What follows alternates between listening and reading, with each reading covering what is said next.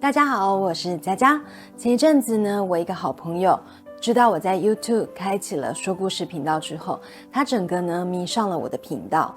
有一天晚上，他传讯息跟我说呢，他有一个朋友身上的故事也很精彩，所以我特别采访了这位姐姐。而这个姐姐的故事呢，真的非常非常的多，应该能做好几集。那今天呢，就来分享她儿子的故事。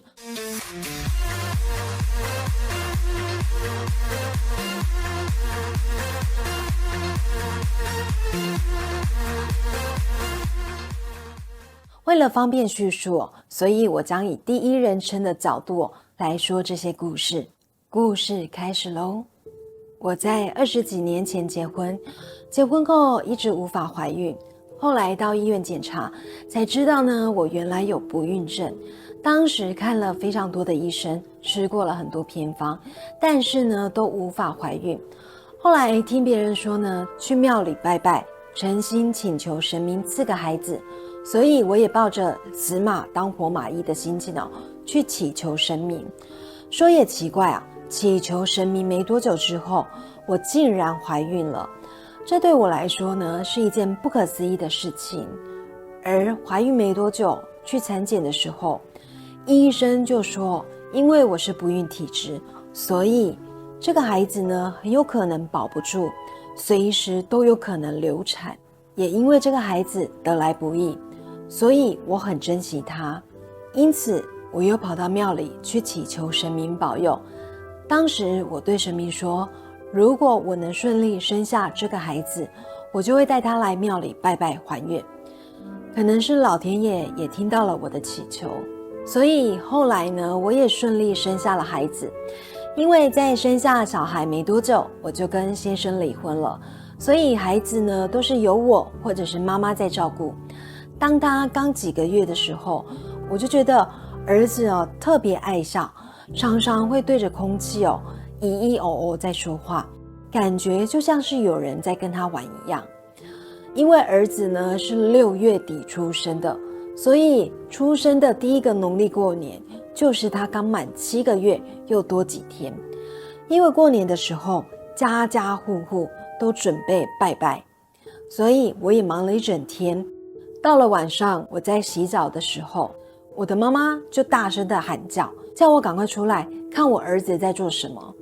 结果我一出来的时候，就发现呢，我儿子竟然在门口的地上对着拜拜桌子的方向正在行跪拜大礼。台语说七节跪拜高化给，就是说7个月大的小孩才开始学坐，8个月呢才开始学爬，9个月才会长牙。但是他才7个月大，竟然就会走路，而且还会行跪拜大礼。我和妈妈当时看到整个吓傻，因为正常的小孩不会做这样的事，而且那个时候路上呢有非常多小石子，加上小孩子的皮肤又很细嫩，他整个趴在地上呢行跪拜大礼，其实手脚都是破皮的，但是他却没有哭，而且一直重复着这样的动作。因为年轻又是第一次当妈，所以我也不知道这是什么情况，只能赶快呢把他抱进屋里。但是从这一天起，只要看到他拿一根长长的东西不管是棍子也好，长筷子也好，只要看到他拿着长条物开始拜拜，你就能知道呢，那天绝对是初一15，不然就是初2 16。后来当他大一点，大约1岁多，会说话的时候，每当我妈妈载着他出门，只要经过呢五福路跟凯旋路口，在20年前那里的车流量很大，而且路况也不好。当时他很小，所以出门的时候都是站在摩托车前面。但是很奇怪的是，每次只要到了这里，他就会对阿嬷说，那里有拜拜的阿姨，然后呢就转过身体抱着阿嬷，接着呢就把脸埋在阿嬷的肚子那边。当时阿嬷就想说，什么拜拜的阿姨啊，然后呢他又问了仔细一点，结果他往小孩子跟他说的方向一看，根本没有任何人啊。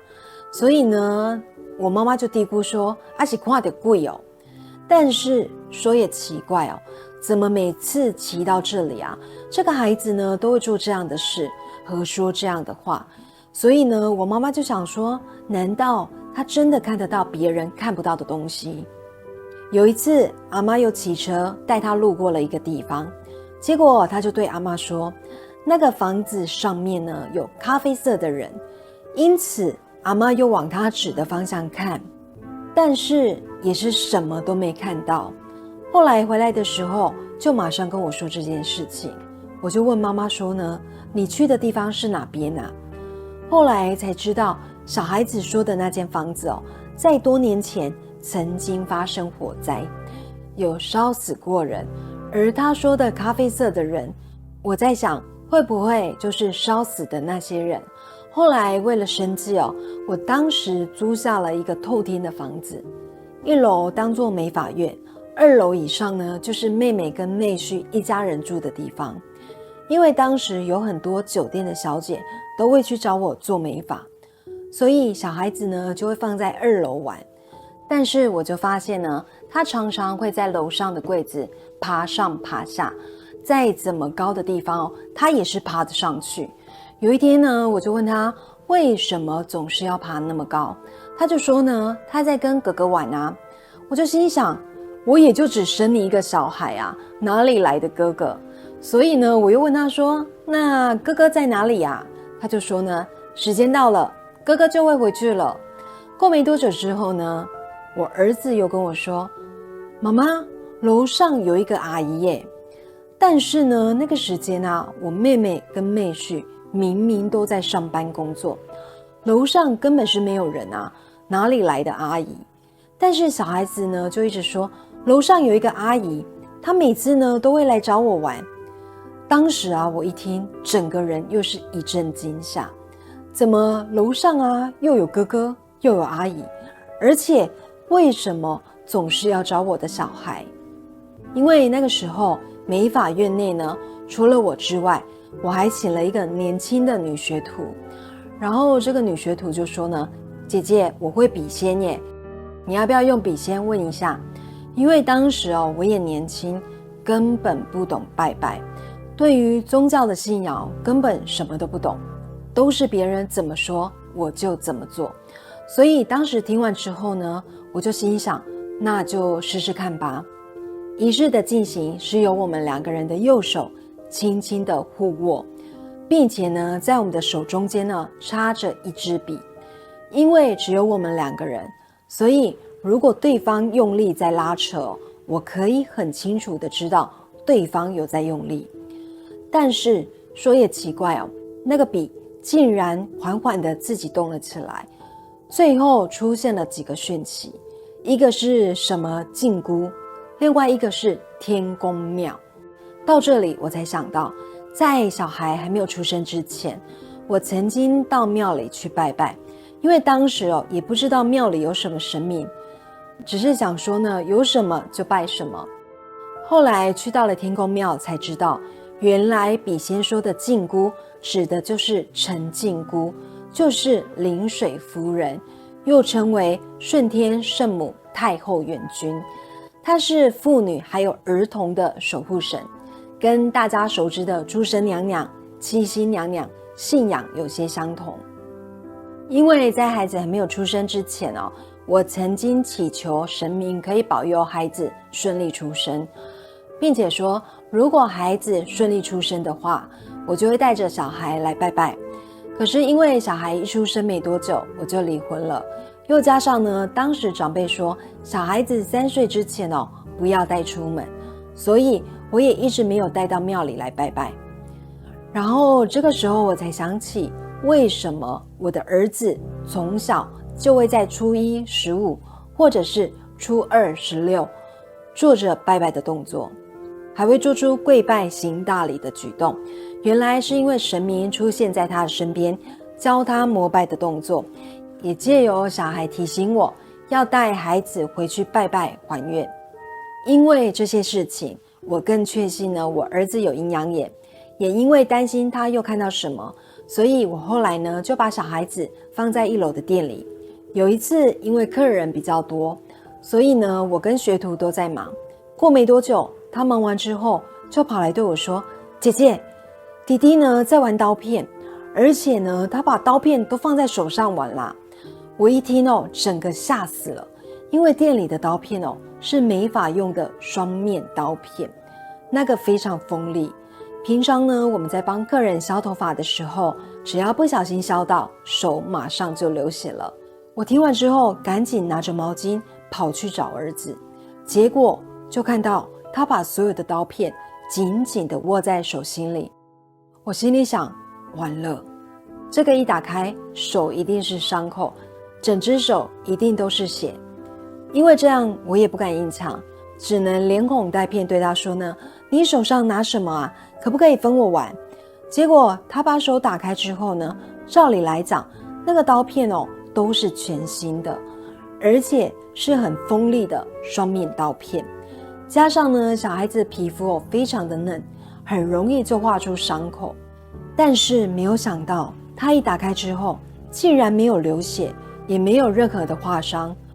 因为生怕他不小心又划伤，所以我就把手张开，上面铺着毛巾，然后呢叫他把手翻面，把刀片呢甩下来给我。因为前面发生这些事情，再加上呢当时来做美发的客人很多都是酒店小姐居多，常常会骂三字经或者是抽烟，我觉得呢对小孩子不好，所以如果在忙的时候，我就会叫学徒呢照顾他，带他到附近的公园玩。一开始呢，这个学徒非常的开心，因为不用做事呢就有钱可以领，所以他很愿意带着我儿子呢到附近的公园玩。但是过没多久，他就再也不愿意带我儿子出门，打死都不愿意。然后我就很生气的问说呢，为什么不去啊？然后他就说呢，你知道吗？弟弟很恐怖欸，我们每次去公园啊，那个公园不是有一棵大树吗？树下面呢有椅子，每次我要过去那边坐，弟弟就会说呢，那边有一个阿姨坐在那里。可是啊，我一看那里根本没有人啊，可是弟弟就会一直说呢，那边有一个阿姨坐在那里。结果我一听就说，小孩子乱讲话，你在怕什么？就算真的有一个阿姨坐在那里，那有什么关系？而且呢又是白天，有什么好怕的啦？结果学徒就说呢，可怕的不是这个啦，而是弟弟一直问我，那个阿姨的头头呢？那个阿姨的头头呢？因为我也很害怕，所以我就很生气的对他说，我不知道阿姨的头头在哪里啦，你不会自己去找哦。听到这里我也吓到了，但是呢我还是佯装镇定。然后这个学徒又说，结果弟弟真的很认真的在找，过没多久，弟弟就很大声的叫我，然后对我说，姐姐，我找到了。我就问他说，找到什么？他就说，我找到阿姨的头头了，阿姨的头头在树上。故事说完了。其实这个姐姐说，最早一开始她以为是小孩子乱说话，但是呢后来连她妈妈都觉得她儿子应该是可以看到别人看不到的东西。当时她也听别人说，小孩子在很小的时候很容易看到平常人看不到的异世界，长大一点呢就好了。结果没有想到越长大故事越精彩。他儿子现在已经20几岁了，阴阳眼呢还是没有消失。如果想知道他儿子还有什么精彩的故事，下星期五晚上9点记得锁定我的频道来听我说故事哦。再次谢谢大家的收看跟订阅。如果有婚礼、尾牙、活动、商演等需求，请加入我们爱信封官方 LINE 小老鼠869IXXVK， 我们用心在活动的每个细节。我是佳佳，下个礼拜再见咯，拜拜。